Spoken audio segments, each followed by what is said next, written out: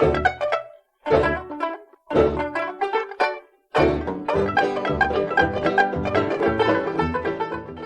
guys, and welcome back to Scandinavian Design 101. Hello! I'm Sanna. I'm Andreas, and we are two Swedes, and we really love Scandinavian design. We really do. Yeah. And we hope you can learn something new from us. Yeah. That's the whole point of this. Yeah. Today we're going to talk about a designer, a female, Yeah. Swedish one, and like the best one ever. Yeah, I really think so. She's one of my top favorites. Yes. And she is Greta Magnusson Grossman. And she's... We just looked at each other, but there's so much to say about her.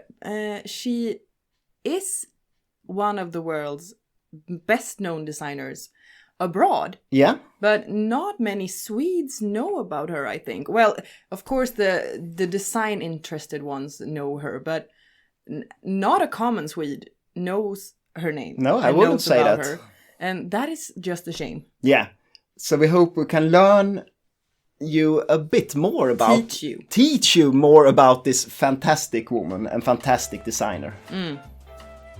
Greta was born in 1906 in the Swedish city of Helsingborg. That's in the south of Sweden. Her father was the manager at a local bakery and her mother was a housewife. But in the family there had been a lot of carpenters in the past. And Greta was a very creative child and always supported by her parents. There were no public schools letting girls study at a higher level, so she attended a private school to study drawing. After graduating in 1926, she started working as an apprentice at a local carver shop, learning the foundations of furniture sketching. Between 1928 and 31, she studied furniture design at Högre Konstindustriella skolan, the leading Swedish design school in Stockholm. Yeah. And after graduating, she was awarded a travel grant letting her study the latest furniture design in Stuttgart and Vienna. So she saw works by Bauhaus architects like Mies van der Rohe and Walter Gropius, as well as Wiener Werkstätte architecture by Otto Wagner and Josef Hoffmann. And this influenced the young Greta and gave her a more international approach to design. After returning to Stockholm, Greta applied for a job at Nordiska Kompaniet. You may have heard about this, but it's a large department store in Stockholm. A quite fancy one, I would say. The rich people. Where all the rich people are. Head of the furniture department there was the well-known furniture architect Axel Einar Hjort, nowadays known for his rustic furniture in Pinewood. And him you all know about. Yeah. She was rejected to work there. And the official reason was that there were no facilities for women. And Greta herself meant that her being a woman was the real reason for her rejection, but who knows? 1933 was an eventful year for Greta. She married the English drummer Billy Grossman and also started her own design studio called Studio. Yeah, that's innovative. At a very prominent address also in central Stockholm. The success was immediate and she got a lot of attention from the press.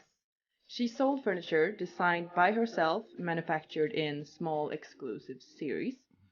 Studio soon became a place where the avant-garde of Stockholm gathered. A hip place, the place to be. And that's what you want from your business. Yeah, definitely. It's the best thing that can happen. Really.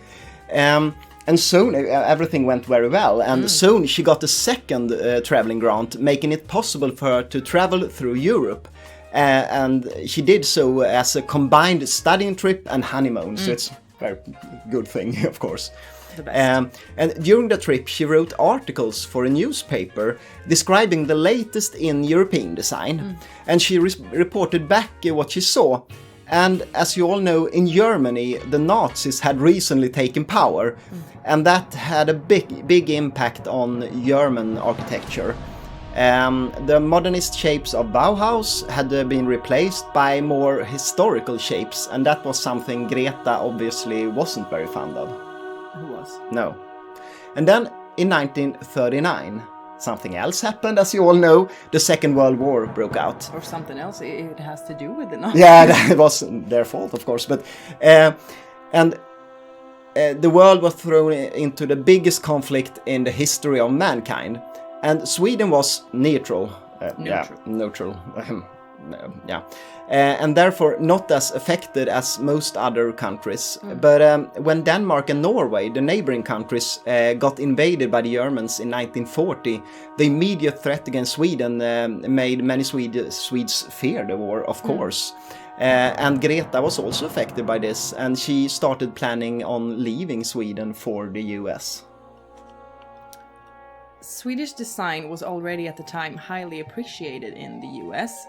At the New York World's Fair in 1939, the Swedish pavilion made by architect Sven Markelius got a lot of good press and made a big impression on the visitors. Greta and Billy planned on using this growing interest for Swedish design to make a new life in New York. Yeah. That's great. Just do it. Traveling there would prove to be a challenge, though. Okay. Taking a boat over the Atlantic was not an option due to the German U-boats. Yeah. That's not a great situation. No. The solution was to travel by train through the Soviet Union further to Japan and then by boat to LA. That is a big trip. Big trip. Like around the world. The plan was to stay in LA just for a short while and then travel to New York. But this never happened. Instead, they would come to stay in LA. Greta attended the San Francisco Market Week. What was that? I'm not really sure. It must be some kind of a market event where... Either way, yeah. it was an important thing that she did that because she met the businessman David Saltman, part owner of the furniture company Brown and Saltman. He immediately bought the rights to produce a sofa Greta had designed for studio in Stockholm some years earlier. Through Saltman, she came in contact with a lot of well-known Californian architects, and moving to the East Coast seemed no longer a good idea. No. So they stayed. Yeah. And after deciding to stay in LA, Greta opened her first studio in US, and simply enough, yet again called Studio. It's a international name. It was located on North Rodeo Drive in Beverly Hills. It was a very good address, of course. Yeah, fancy. And she got a lot of attention in the media. And her customers soon were celebrities and movie stars and directors, earning Greta a name in the LA design scene. So it was much like in Stockholm, but now in LA. So it's much better suddenly. Of course. She's just so awesome. She gets a lot of attention right away. All the time. Crazy. That's crazy. But ironically, the war would yet again put an end to Greta's success, because in December of 1941, Pearl Harbor was attacked by the Japanese fleet and US became an active part in the war. And this affected the American economy very badly, making it very hard to sell exclusive furniture, of course. As a result of this, Greta started to produce a bit cheaper furniture, affordable for more people. But the war was a hard blow for her business, and the finances were far from good during this time. And this made the studio move to a less fashionable location until the war was over. After the war, many new homes were built in the US and in the world, resulting in a high demand of furniture. We talked about this in the IKEA episode too. Yes. Many new materials had also been invented during the war, like bentwood and different types of plastics, making it possible to create furniture never seen before. This period was a good time for Greta as well. Yeah. All the time. Yeah. All the time is a great time. Except for the war. In 1947, Greta was hired at that time the largest furniture store, Barker Brothers, in LA, as an interior architect. She got the whole 4th floor for herself, displaying her own design. Oh, that's good. Also very great times for her. Yeah. This was a huge step for Greta's career. Already at the first day, more than 6,000 people visited her exhibition and saw her things. That's very good. And this collaboration with the Barker brothers resulted in one of her best-known designs, or her best-known design, it is. the Grasshopper floor lamp. And I think you've seen it. Yeah. It was designed in 1947 for Barker brothers, and it was produced by a very small lighting company called Ralph O. Smith. Only had a few employees, actually. But they came to produce many of Greta's fantastic lamp designs. And another version of the Grasshopper was somewhat later produced by a Swedish company called Bergboms. And this Swedish version, which differed quite a bit from the American lamp, soon became a beloved design classics in many Swedish homes. So if a Swede knew about Greta Magnusson Grossman, it's because of the Grasshopper lamp. And just about that. But do they know that it was a woman that created it? No, I don't think so. Exactly. Yeah.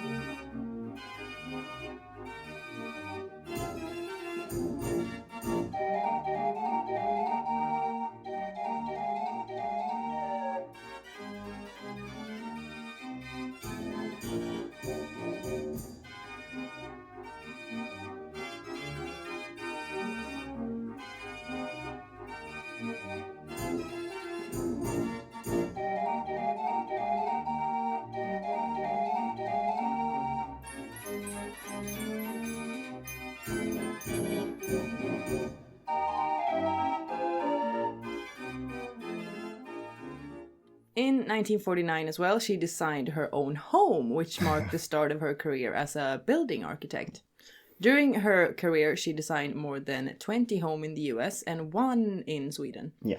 We won't talk about these though, because we don't know much about them, and we don't know that much about building architecture either. No, but it's interesting to note that she was very great at designing houses for hard terrain. Yeah. Often slopes or at the top of cliffs, and that's...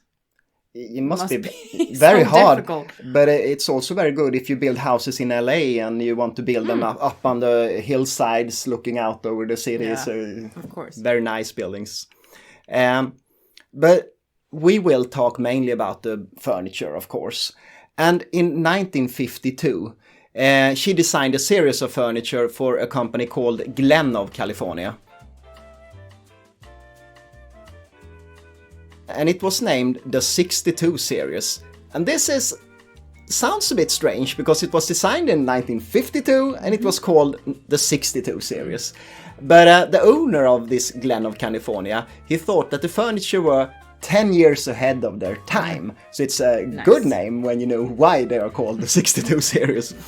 And this series of furniture included like tables and chairs, and often combined many different materials like wood, metal and plastics. In one piece of furniture. And the most iconic piece in this series, I think, is a desk with a black gloss tabletop and then ball-shaped feet and then some metal rod legs. It's very, very, very nice, and it's new produced today, so it's possible to buy. It's very hard to find an old one. And the same year, 1952, the Museum of Modern Art in New York awarded one of her chairs the Good Design Award. That's a very prestigious award. So as a designer, this was the peak of her career. We've said that through this whole episode. Yeah. Okay. In the end of the 50s, it got harder for Greta to make a living as an architect, furniture architect. So she started working as a teacher at UCLA in 1957, teaching design, of course. This was probably something she did just for the money. Because friends of hers have said that she never really liked teaching. No. That's a shame, but she did it anyway. Yeah. In 1966, she retired, stopped designing furniture, and moved to San Diego. Yeah. She designed a house for herself and Billy, and she spent her time drawing and painting. Billy died in 1979, and Greta's last years are quite unknown. She had no close relatives and no children of her own. For many years, she was as good as forgotten. Greta died herself in 1999, but in the recent years, her great importance for modern design history has been acknowledged. Her furniture and lamps are highly sought after, and if you want to buy something of hers, it will cost you a lot of money. Yes, you can find, but mainly in the US at auction, you can find old, really interesting pieces, but they are expensive. They are. But luckily, a lot of her designs are actually being produced today. So, I mean, I really like a lot of it, and I like a lot of it more than I like the Grasshopper lamp. So it's a shame that it's just the Grasshopper. You've seen it so many times. Perhaps. But it is amazing, so you can't talk shit about it. No. And hope you learned something from this episode, and hope you're interested in learning even more about Greta Magnusson Grossman, because she really deserves being well known. Well known, yes. And if you like this episode, please click thumbs up. And subscribe. Yes, of course, subscribe. And if you like Scandinavian design, as we do, please follow us on Instagram. We're called Scandinavian Design 101. So we have daily posts about Scandinavian and modern design. You can learn a lot. Yeah, and thanks for watching. Bye.